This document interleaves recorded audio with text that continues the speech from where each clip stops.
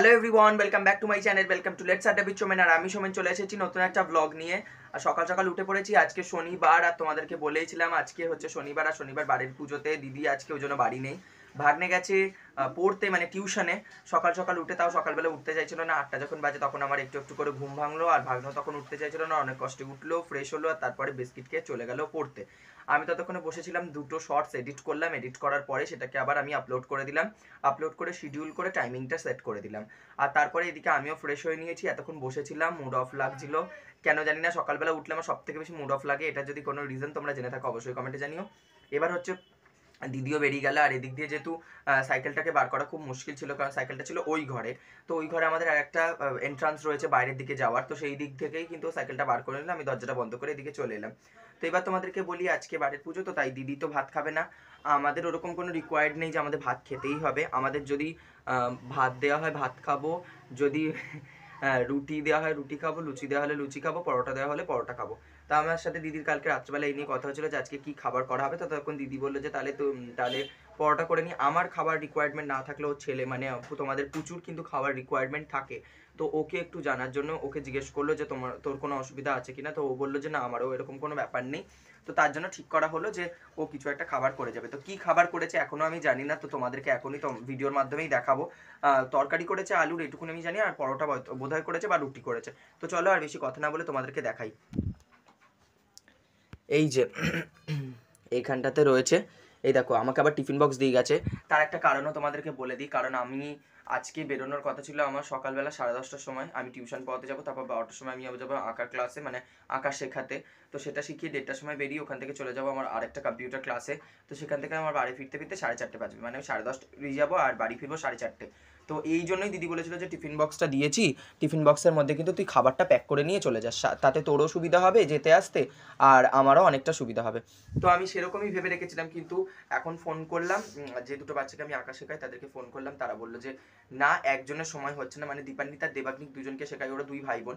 তো দীপান্বিতার সময় হবে না এই টাইমটাতে, হয়তো টিউশন আছে বা কোথাও যাওয়ার আছে, হতেই পারে। তো সেই জন্য বললো সন্ধ্যেবেলা যেরকম আসো তুমি 7:30 PM ওরকমই তুমি এসো, তো কিছু করার নেই। এটা একদিকে ভালো হলো, আমি এখন যাবো টিউশন পড়াতে, আবার বাড়ি আসবো, তখন স্নান করে খেতে বেরোবো, নাহলে আমাকে এখনই স্নান করে বেরিয়ে যেতে হতো। তো আমি এখন যাবো টিউশন পড়াতে, এখনো অনেকটা টাইম বাকি আছে, 1 ঘন্টা বাকি আছে, 1 ঘন্টা পর যাবো টিউশন পড়াতে, তারপর 12টা নাগাদ চলে আসবো, এসে স্নান করবো, আবার খাওয়া দাওয়া করে আমি আবার 1:30 বা 1:20 নাগাদ বেরিয়ে যাবো। তো তারপরে আমি চলে যাবো ক্লাসে, আর ক্লাস থেকে আস্তে আস্তে 4:30 বাজবেই। তার মধ্যে বাইরের যা ওয়েদার তোমাদেরকে চলো একটু দেখাই, এমন ওয়েদার হয়ে রয়েছে, এই দেখো চারিদিকে বৃষ্টি বৃষ্টি আর বৃষ্টি, একটুখানি বৃষ্টিটা মনে হয় ধরেছে, ঝিরিঝিরি পড়ছে, তাও একেবারে কমেনি, মানে থামেনি বলতে পারো। কখন যে এই বৃষ্টি থামবে আমার নিজের ভীষণ বিরক্ত লাগে, এতটা জল সোপ করছে, আর বাইরে কতটা জল জমেছে তোমাদের দেখাই।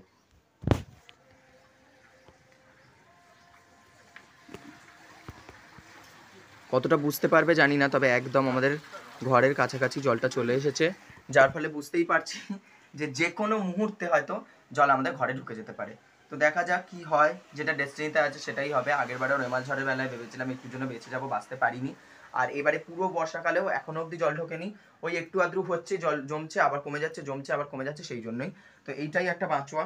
এদের তো রেনকোট আছে, এই যে দেখতে পাচ্ছ, এটা হচ্ছে ভাগ্নের, আর দিদিরটা দিদি পড়ে গেল পিঙ্ক কালারের, রিসেন্টলি বেহালা গিয়ে কেনা হয়েছিল আমার, যেদিন সাইকেল কেনা হলো সেদিন। তবে আমারটা তো এখনো কেনা হয়নি, তো কিনবো, কারণ আমাকে তো বিটি রোড যেতে হয়, এতটা দূর বুঝতে পারছো। এখান থেকে ফার্স্ট অফ অল আমাকে যেতে হয় আমাদের বাড়ির কাছাকাছি নিয়ারেস্ট যে অটো স্টেশন, অটো স্ট্যান্ড, সেখানে যেতে হয়, সেখান থেকে অটো নিতে হয়, সেখান থেকে টালিগঞ্জ মেট্রো স্টেশনে নামতে হয়, সেখান থেকে আবার মেট্রো ধরার জন্য ওইটুকু আবার কিছুটা হাঁটা পথ রয়েছে, সেটা যেতে হয়, তারপরে ওখান থেকে আবার নেমে শ্যামবাজার থেকে আমাকে বাস ধরতে হয়। তো বুঝতেই পারছো একটা হিউজ অফ, মানে কি বলবো, জার্নি থাকে। তো তার মধ্যে যদি আমি ওটা নিতে পারি তাহলে সেক্ষেত্রে আমারও এই জার্নিতে কিছুটা সুবিধা হয়। তো চলো আর বেশি কথা না বলে এবার খাবারটা দেখি, এতক্ষণ ধরে বকবকি করে যাচ্ছি তোমাদের সাথে, দেখি খাবারে কি আছে। এখানে তো বুঝতেই পারছি পরোটা বা এই ধরনের কিছু খাবার রয়েছে। তো এটার মধ্যে দেখে নিই, দুটো টিফিন বক্স আমাকে দিয়েছিল, আর এই থালাটা দিয়েছে এর মধ্যে খাবার জন্য। তো এখানে দেখে নিই, আচ্ছা গরম গরম পরোটা রয়েছে, নিচে বোধহয় রুটি রয়েছে নাকি, না রুটি নেই, কিন্তু সবই পরোটা। তো আমি নিচ থেকে একটু নিই পরোটা, কটা খাবো, 4টে খাই বলো, 4টে পরোটা নিলাম, আর এই যে সুন্দর করে এটাকে চাপা দিয়ে দিলাম। আর এবারে এখানে তরকারি, দেখো তরকারি কি রয়েছে, পছন্দের তরকারি, আলুর তরকারি, ও না সাথে বোধহয় ক্যাপসিকামও রয়েছে, আচ্ছা বাহ, খুব সুন্দর। এখানে নিলাম, থালার মধ্যে উবুচুবু হয়ে যাচ্ছে, এবার পড়ে যাবে। মোটামুটি এই যে হয়ে গেল। আজ কি শাম, এই গানটা না খুব ভাইরাল হয়েছে জানো তো, আজ কি শাম। পুরো গানটা জানি না, তাই তো ভুলভাল গাইতে পারছি না। ভীষণ ভালো লেগেছে আমার গানটা, আর প্রত্যেকে রিলস বানাচ্ছে, আমি খুব শীঘ্রই রিলস বানাবো। তোমাদেরকে একটা কথা বলি, অনেক রিলস বানাই যেটা হয়তো মানুষের ভালো লাগে বা লাগে না, বা আমি দেখেছি আমাকে অনেকে মানুষের না বুলি করে বা পোক করার চেষ্টা করে, আমার এগুলো খুব একটা গায়ে লাগে না। আমি রিসেন্ট একটা রিলস বানিয়েছি যেটা তোমরা লেটস আড্ডা উইথ সৌমেনে দেখতে পাওনি, তবে সৌমেন দা 7223 যেটা আমার রয়েছে ইনস্টাগ্রাম প্রোফাইল, সেখানে তোমরা দেখতে পেয়েছো। সেটা হচ্ছে হুসানে তেরা তবা তবা গানটাতে। তো ওখানে সিগনেচার স্টেপটা আমি আমার মতো করে করার চেষ্টা করেছি। কখনোই এমন নয় যে আমি যে অরিজিনাল ক্রিয়েটার তাকে ছাপিয়ে যাব, তবে যেটুকু আমার থেকে সম্ভব হয়েছে সেটুকু করেছি। তো আমি দেখেছি আমার লোকালিটিতেই অনেক মানুষ হয়তো ওই ভিডিওটা দেখেছে, আর ওটা যেহেতু 1 লাখের বেশি ভিউজ গেছে, 100K বেশি ভিউজ গেছে, তো অনেকের কাছে ওটা পৌঁছে গেছে। আর এই সময় আমার অ্যাকাউন্টটা সত্যি রিচটা ভালো আসছে, তোমাদের ভালোবাসায়, ঈশ্বরের আশীর্বাদে আর সবার ভালোবাসাতে আমার এটা হচ্ছে। তো সেই জন্য বলি, তো আমাকে দেখলেই না অনেকে, আমি দেখেছি যে মানে আমাকে দেখলেই বলে কি না আমি সেটা জানি না, ঠিক আমার আশেপাশে থেকে, আমার বাড়ির সামনে থেকে গেলে হুসেনের তেরা তবা তবা, এটা তারা কমপ্লিমেন্ট দিচ্ছে না কাউকে বুলি করার চেষ্টা করছে বা কাউকে ইনসাল্টেড ফিল করার চেষ্টা করছে, আমার জানার দরকার নেই। তবে আমি এটুকুনি বলতে পারি, তারা এগুলো করে, তারা হয়তো বারবার করে আমার ভিডিওটা দেখে কমেন্ট করে, লাইক তো করে না খুব একটা, কমেন্ট, বাজে কমেন্ট করে, বা ধরো ভিউজটা বারবার করে দেখে আমারই রিচটা আপ করছো। আমার এতে কিছু বলার নেই, তোমরা যা করছো ভালো করছো, আমারই ভালো হচ্ছে। তার বেশি কথা না বলে চলো খাওয়া দাওয়াটা করা যাক। দেখো, ফট করে ক্যামেরাটা অফ করে একটা শর্টস তুলে নিলাম, কারণ শর্টসটা তো তুলতেই হবে। সত্যি কথা বলতে আমার বেশিরভাগ ভিউয়ার শর্টস থেকেই এসেছে, সাবস্ক্রাইবারও তাই, চ্যানেলটাও গ্রো হয়েছে তাই। তো সেই জন্য শর্টস তো দিতেই হবে তোমাদের কাছে, তাও মাঝে মাঝে দিতে পারি না ব্লগের চক্করে। এই দেখো, এখানে নিলাম তরকারি, এবার এটা খাই।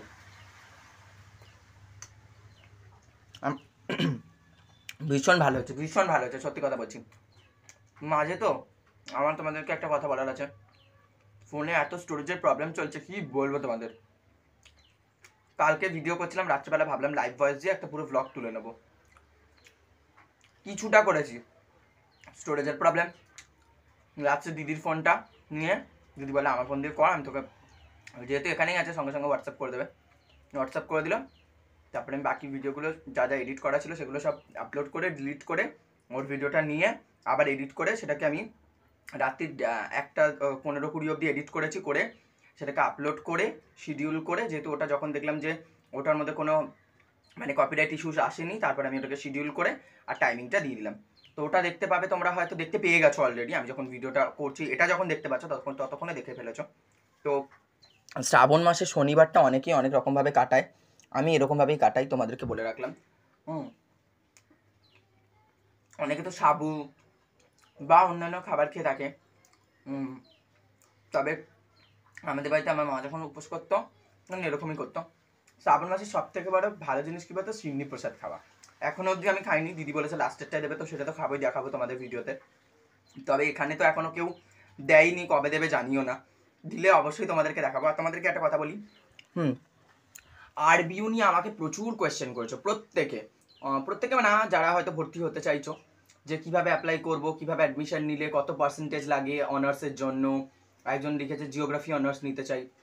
দেখো, জিওগ্রাফি অনার্সের ক্ষেত্রে তো আমি বলতে পারবো না, তবে বেসিক একটা নলেজ তোমাদের দিতে পারি, কলেজটা কোথায় সিচুয়েটেড, সব কিছু বলবো। এইরকম দ্বিধাদ্বন্দ্বে আমিও ছিলাম একটা সময়, আমাকে গাইড করার কেউ ছিল না, আমিও টুকটাক ভিডিও দেখেছি, তা প্রপার অ্যাড্রেস কোথাও দেওয়া ছিল না, অনেক কষ্ট করে আমি সব কিছু করেছি। এবার তোমাদেরকে আমি হেল্প করতে চাইবো, সেটা নিয়ে একটা ডিটেল ভিডিও আসছে, অবশ্যই সেটাকে দেখো, আর অনেক ভিউজ আনতে তোমরা সাহায্য করো, লাইক করো আর শেয়ার করে দিও প্রত্যেকের সাথে, যারা যারা ভর্তি হতে চাইছে রবীন্দ্র ভারতীতে। আমি নিজের মতো করে কিছুটা চেষ্টা করব তোমাদের কাছে ভিডিও দেওয়ার। তো শ্রাবণ মাসের শনিবারে তোমরা কি কি খেলে, আর তোমরা কিভাবে কাটাচ্ছ, কারা কারা সিন্নি প্রসাদ খেয়েছো, কারা কারা তারকেশ্বর গেছো, বাবাধাম গেছো, বড় কাছারি গেছো, আমাকে কমেন্টে জানাতে ভুলো না। আর যদি ভিডিওটি ভালো লেগে থাকে তাহলে একটা লাইক করে দিও আর সাবস্ক্রাইব করে দিও। Let's adda with Soumen, tata bye bye, see you soon. দাঁড়াও, তার আগে একটা বাইট খেয়ে নিই, শেষ পাতটা তো একেবারে খালি রাখা যাবে না, এই নিয়ে